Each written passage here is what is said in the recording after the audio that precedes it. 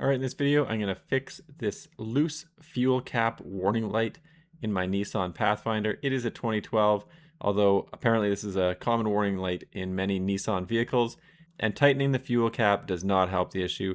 I've refilled the fuel tank multiple times, and this warning light just does not go away. And what I'm going to use for this is actually a pool O-ring lubricant, which is this Hayward's lubricant, also known as Jack's Formula 327 all-purpose O-ring and gasket lube, and it seems to do a good job. What you want to avoid are things that will break down the rubber O-ring on the fuel cap. Anything that's petroleum-based will cause rubber O-rings to deteriorate, so I would avoid that. And the first thing I do is lube up the vehicle side, and I just use paper towel and really wipe it down and make sure that there's no dirt, debris, or little bits of rubber on the vehicle side of the fuel cap, and then I focus on the not vehicle side of the fuel cap and work on that rubber gasket and just make sure that that's lubed up and make sure that there's a little bit of lubrication on the threads on the fuel cap. I don't leave any clumps of the O-ring lubricant on there.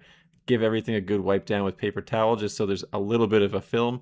And first thing I notice is the fuel cap goes on very smoothly, and with the vehicle running, the loose fuel cap warning light is gone. At one point, I did use a scan tool to reset the codes.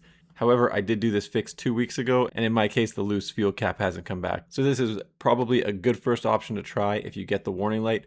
That said, if this doesn't work, I would just try and buy a new fuel cap and see if that does the trick. Anyway, thanks for checking out my video. Don't forget to like and subscribe.